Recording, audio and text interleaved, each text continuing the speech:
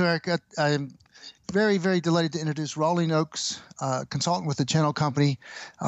Just an amazingly brilliant woman with a lot of good news, and we love to hang out with gurus because they make us smarter in the long run. Welcome to the show, Rauline. Welcome, Rauline.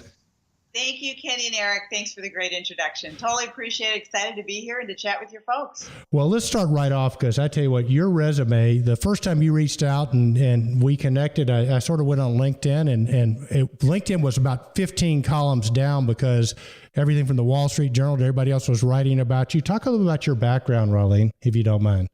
Oh, absolutely happy to. You know, I started technology at IBM Corporation, and I was a channel chief or VP of the channel for the Americas for IBM and software. From there, I was at Oracle, and so I've spent the majority of my career working with resellers, systems integrators, and other technology players for IBM, Oracle, and other companies.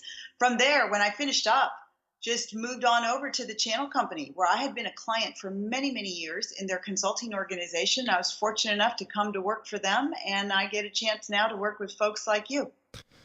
Well, we are absolutely thrilled about that. And I tell you, for our committee, you know, as you know from our conversations, Control Trends, we try to track the trends, that are affecting our industry, which is smart building controls. We might call it the OT of the IT and IoT. So having you on with your experiences is absolutely phenomenal. So let's start with a little bit about what the Channel Company does. And for our community, I tell you what, we are so lucky that we're getting to talk to Rauline. And I think, you know, making you available to our community, I think is a huge piece, huge win for everybody concerned. Not at all. It's my absolute pleasure to be here. So let's talk a little bit about the Channel Company then. The Channel Company is the parent company. Underneath the parent company, people may or may not recognize the trade publication, CRN, or Computer Reseller News. Computer Reseller News was the de facto standard trade publication for IT, systems integrators, and resellers for the entire time I've been in technology, which are more years than I'd ever want to mention.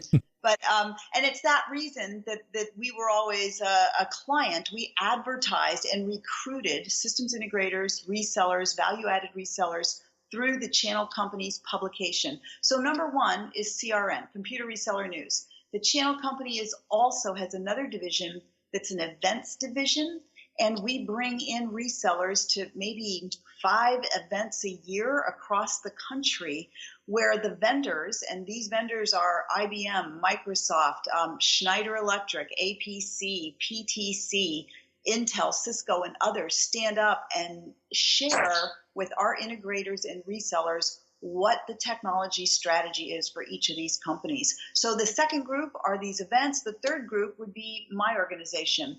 We are the consulting organization. Our clients are Intel, Cisco, IBM, Microsoft, Schneider, Siemens, KMC Controls, and others. Our job is to be sure that the channel, which are both integrators, and today they are continuing to be OT integrators, as well as IT integrators and resellers. Our job is to be sure that these channel partners are successful with the vendors.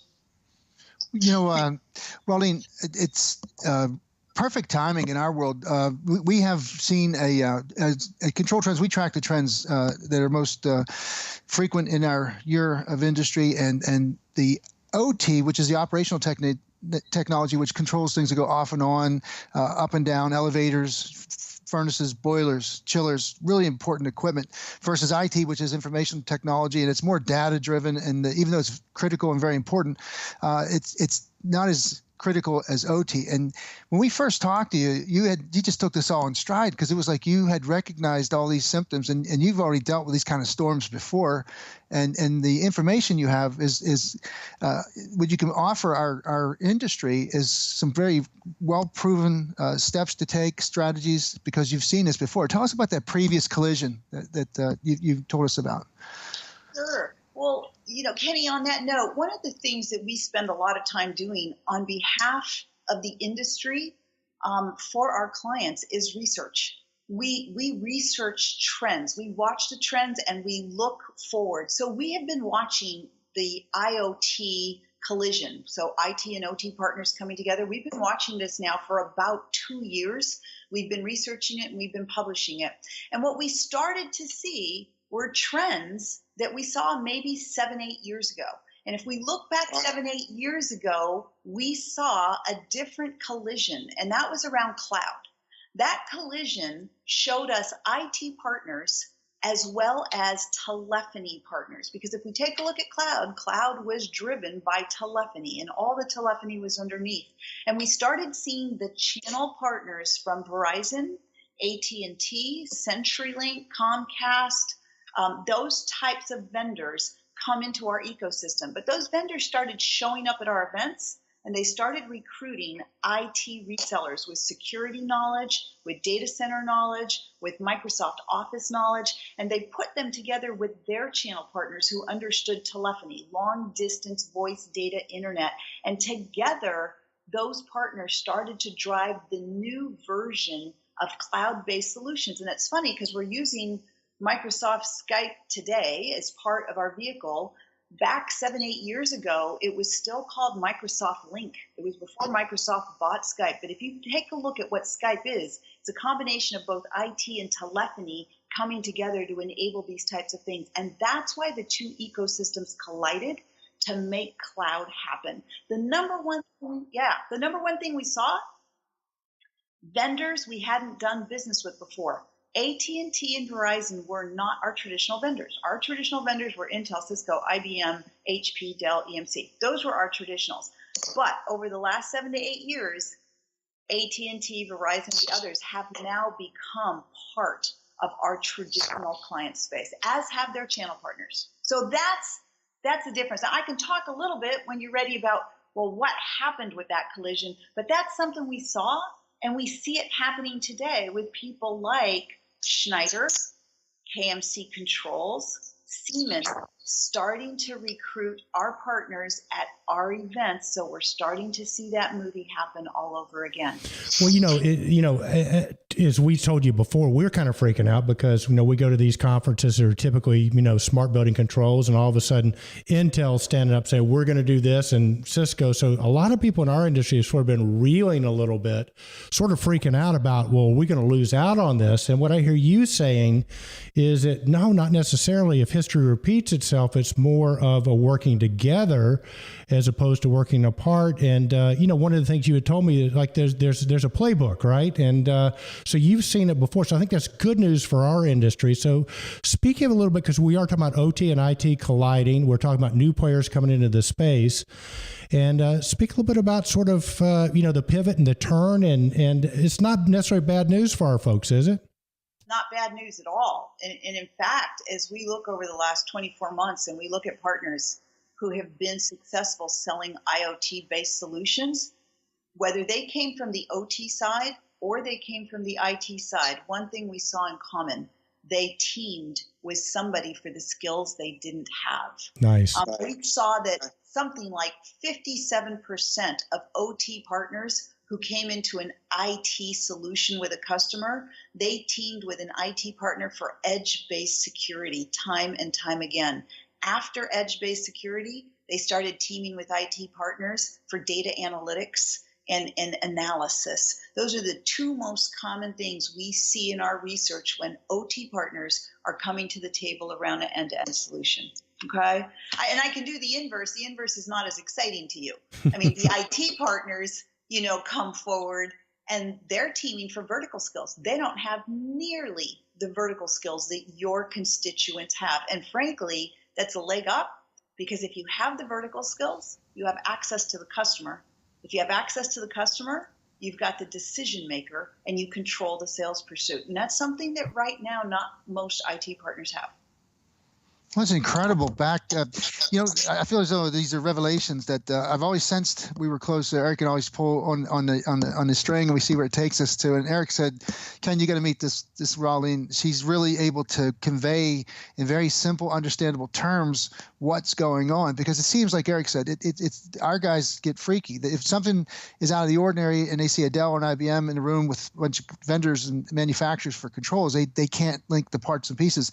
But I think it's what's happening is what what you're saying is it's like somebody took all the puzzle pieces and kind of put new ones in and then shake the box up and then put them back down and they start naturally forming. I think the comment you made about team with others with skills they don't have, we have seen that kind of organically grow now with our master systems integrators that borrowed heavily from IT skills and networking skills that weren't necessarily part of our scope, our sequence of operations, things that we were really good at. We're turning equipment off and on, optimizing, start and stop, energy efficiencies. But we really kind of like wanted to stay in that little small circle of organizational requirements. We didn't want to learn about cybersecurity. We didn't learn about, so our industry has been slow to adopt. But now I think when this message comes out and it seems so logical now, and it's already, like Eric said, there's a playbook already pretty well written where this is probably what's going to happen next. But then you said that the OT having the vertical access, inside of an organization is so true. We're the ones that probably talk to the people that say, we're good, we're happy, we're satisfied, or we're going to get this fixed. Here's the priorities, here's our budget. And that's probably outside the immediate reach of some of these really big players that have the technology, but they can't get down into the cracks of an organization and create a sale or influence a sale. That is marvelous insight. So thank you. Yeah, no, the IT folks don't have the relationships. Flat out, they do not have those line of business vertical relationships. You all have those. So if you can leverage those relationships and bring in the IT people to complete the skills that you all don't have, you have a complete opportunity to control that sell cycle. So, now, I'm sorry, please go ahead. I was just going to say, Rauline, it's kind of like, would you play matchmaker? Can you maybe have a party and invite us and invite them, and then we can all get together? And because what you said earlier was that the IT people are kind of freaking out about this too, right? Especially the smaller companies. How are we going to survive as these two technologies begin to intersect? Well, it's interesting. Yes, let's talk about matchmaking in a minute, but let's come back to what you just said, the IT people. If we take a look at what's happening in the industry, I think it was Mark Hurd, president at Oracle Corporation, who said by something like 2025, 80% or more of the corporate data centers will be gone. Everything will be running at Amazon Web Services or Microsoft or Rackspace. I mean, flat out, hands down, data centers are going away. If IT partners don't figure out how to team with your vertical integrators and sell IoT, the addressable budget is shrinking. They have to find a way to go sell to the new decision makers who are outside of the data center. So it is very much a wake-up call for them. Now, this is a group, however, who has been transitioning or pivoting or turning their business model time and time again. And the last time they made this pivot, the last time they turned was 7 years ago when they had to pivot and turn for cloud. And this is another one of those inflection points. If they don't make it, they will cease to be relative in 3 to 5 to 7 years, right? So that's kind of what it looks like, because let's face it, Amazon's getting bigger, Microsoft's getting bigger, Rackspace is getting bigger, and the local integrator on the IT side has fewer and fewer things to manage. Well, and Rauline, the other interesting piece too that we're seeing a trend we're seeing on our side that you might not be aware of, because everything is being pushed up to the cloud. But to send data up to the cloud and then send it back down can be expensive, especially vis-a-vis a building. So one of the big things that we're seeing in our industry is what we call edge controls. In other words, we're developing controls that could do more of those analytics actually on the edge. So again, that would be a great marriage for the IT partners that need to understand that what's expensive to send stuff to the cloud. So the next trend we're seeing is going to be a combination of cloud and edge being the new player at the dance. So again, another possible synergy at the dance, right? So let's talk about edge and edge computing. I will tell you that it is only the most basic IoT solutions today that are doing any kind of analytics or compute in the cloud. Anything that is truly sophisticated, anything that can truly drive customer ROI. Customer ROI drives budget.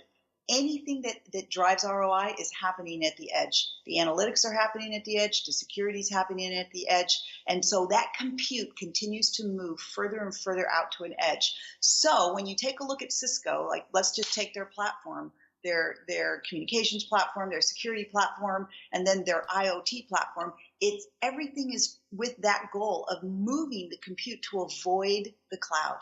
And the more we can do that with Red Hat, with Cisco, with your skills, the more we can do that, the faster we drive customer ROI, the faster we capture budget, the faster we sell. Bottom line.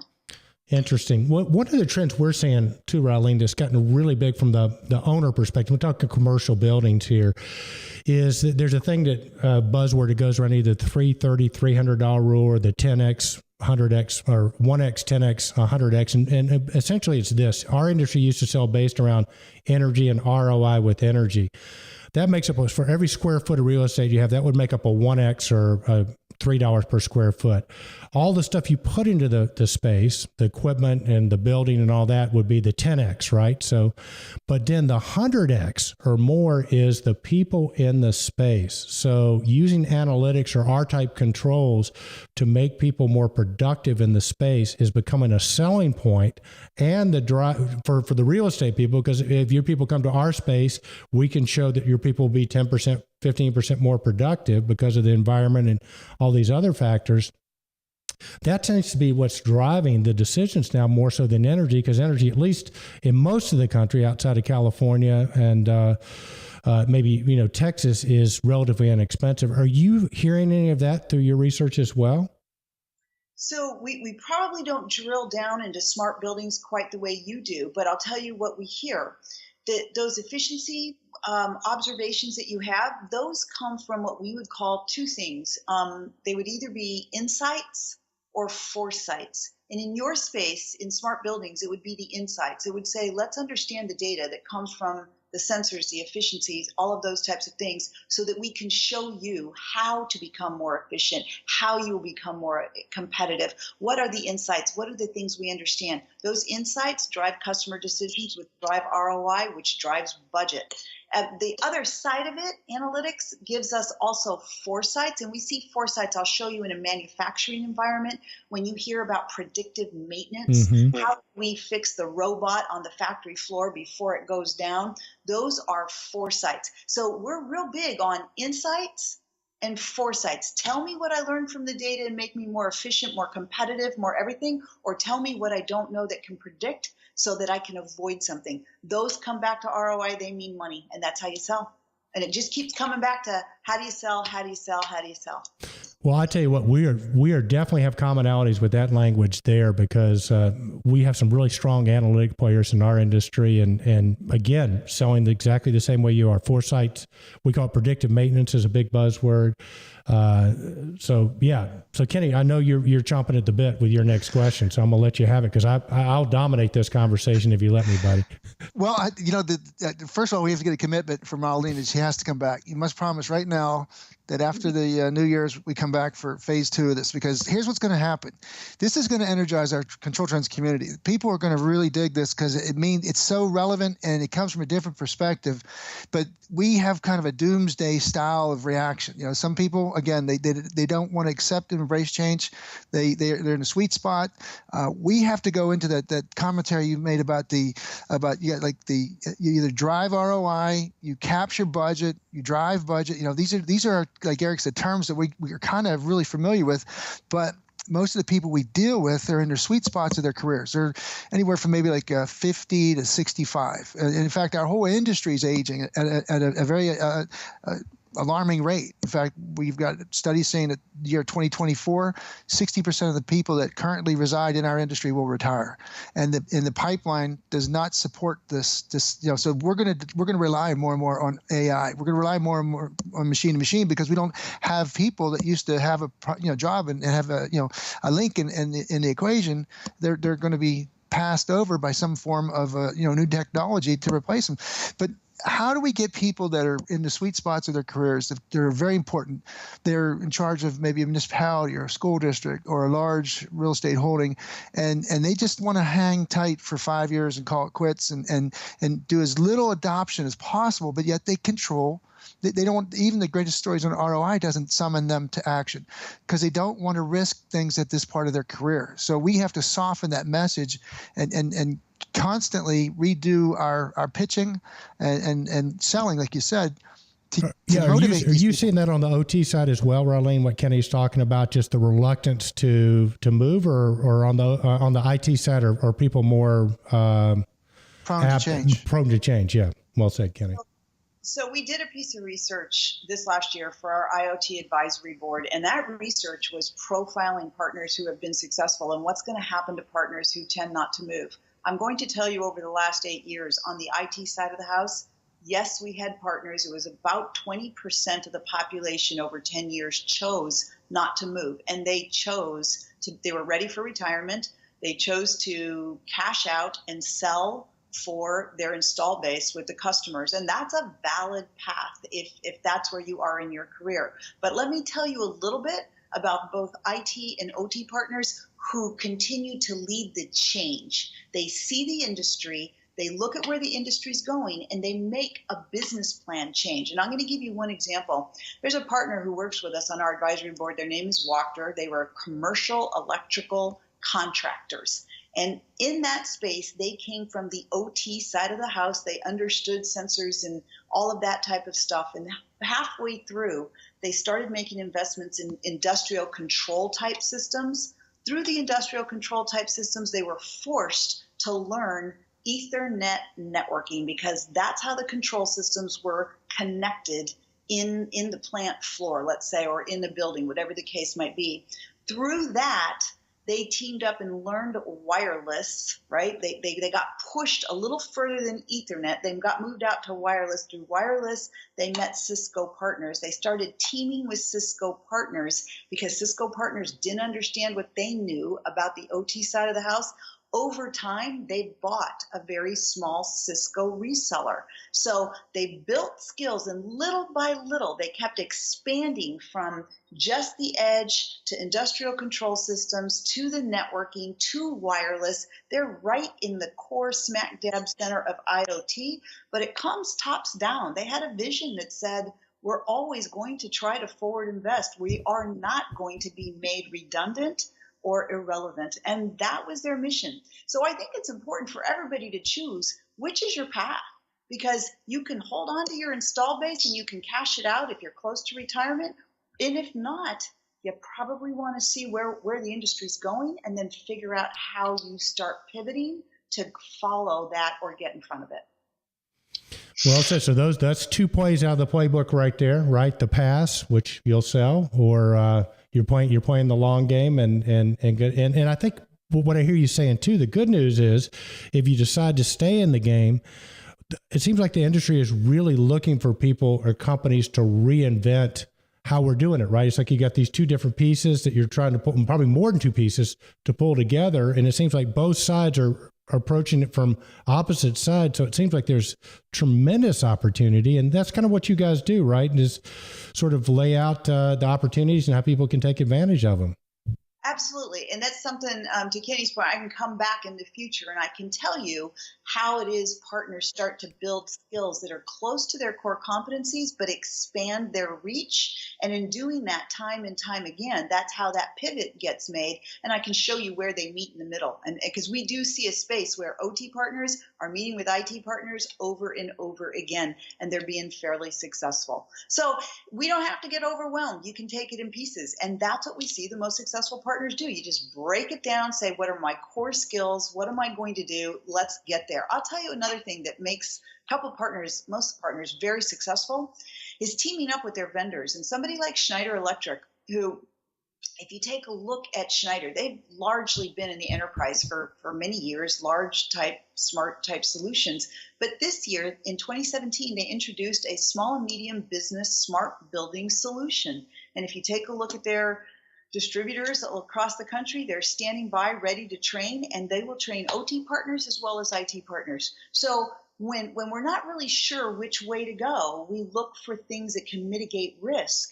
And things that mitigate risk are vendor programs that will help you add new things to your line card. So that's just an example. No, agreed. And we know Schneider very, very well. Kenny, we know Gina Elliott, which I think you know as well. And she's one of the really, really sharp folks in our industry.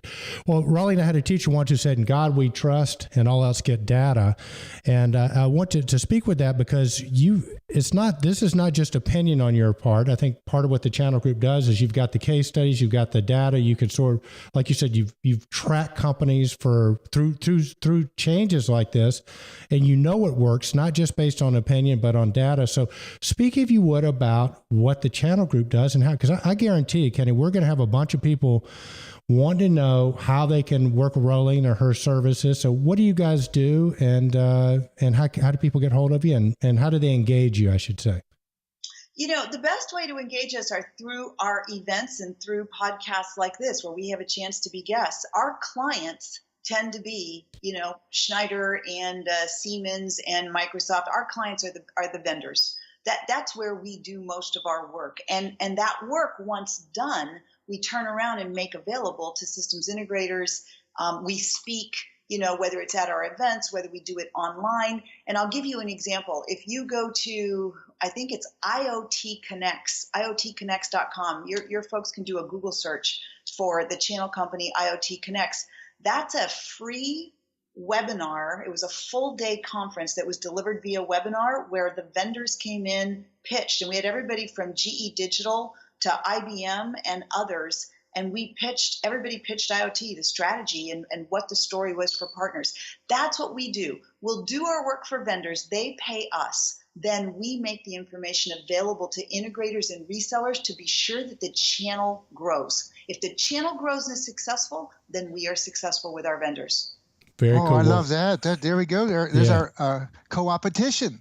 Well, Well, I just got to say, Rauline, I hope your speaking schedule is open in 2018, because I have a feeling your phone's going to be ringing off the hook. Kenny and I attend, the vendors have big events. They're always looking for great speakers. And do you actually do the public speaking as well? Yeah, I think I did a little bit at IoT Connects. I was also at Cisco's partner conference and worked there with their IoT day. And there's more of us. I mean, we're a whole crew of folks there. Yeah, but you're ours. You are official. We're adopting you. You're officially the Smart Channel person. So no, we don't want anybody else. We want you. But listen, Jim Young, pay attention, because there's some huge conferences coming up in 2018, and I know they're going to get you there. And listen, I can't tell you how much I appreciate you taking the time to speak with us today. And Kenny, any final questions, or Rauline, any final comments? No, because I think again, Rauline, I really appreciate you having not only is it fun to talk to you, I feel like I've attended a webinar here, because we will immediately put this to work in service. I mean, we have people that are very thirsty for this new, fresh information that makes sense, because again, there's a lot of cacophony in our communication between vendors and between contractors, and having an organized explanation of this is all kind of natural stuff happening when you have this much technology and this much these gigantic clouds, IoT, having OT and IT literally colliding, and then all the precipitation of the new stuff. I love these analogies, and I really think that it's a good fresh breath of air, because it's starting the new year out. People want to know where they're going to spend their time, money, and energy, and having the ability to navigate through things and talk intelligently about taking your core competencies and moving laterally across to the next area, develop your skill sets, and having that kind of strategy and that kind of talk. We've a lot of people that are very reluctant to share. Their biggest fear they have is that if they do engage in collaboration, they're going to give away the secret sauce that's been keeping the doors, keeping the lights on. And see, that mentality is it's almost like having a story to tell. And I think what you're doing is you're helping to improve all of our storylines. That this isn't the sky isn't falling. This happened in other industries. It's happened in our industry, and this is the managed way to deal with it. Yeah, but Kenny, I think the other thing too, I want to hop in real quick. I think the other thing is that you have to cooperate in this. I think the big difference is, and Rauline, tell me if I'm off on this, the big difference was 20, 30 years ago, you kept all the information yourself, because that's what you were trading on. It was before the internet, right? So if you knew something somebody else didn't do, you didn't tell them. But now they just go on the internet, they get it. So we still have some vendors, we still have some players in our industry, Rauline, that still feel that way. It's us against them. And Kenny has a phrase called co-competition, where, one day you might be competing, the next day you're cooperating. And I think you have to sort of have that mindset.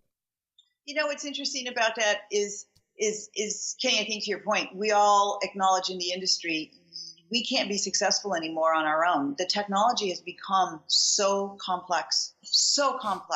From the time that you get from vertical knowledge all the way to big data with edge security in the middle and everything in between, it is so complex that even Dell, whether it's Dell, GE, big folks like IBM, Global Services, and Deloitte, they're all teaming at the mega enterprise level, and they have been for 3 years or more, putting the solutions together. The teaming is now getting down to the $1 million partner, the $500,000 partner, the $5 million partner. And that's where it's critical in order for us to play. As these solutions come down to mid-market and SMB, without teaming, it is literally impossible to have the breadth and depth of skills to make the customer successful. So that's the bottom line. And yes, I'd be happy to come back another time and show you some of the data that starts to show these two types of partners. We see OT partners out there that say, I just want to stick with edge devices and I really don't want to learn anything else.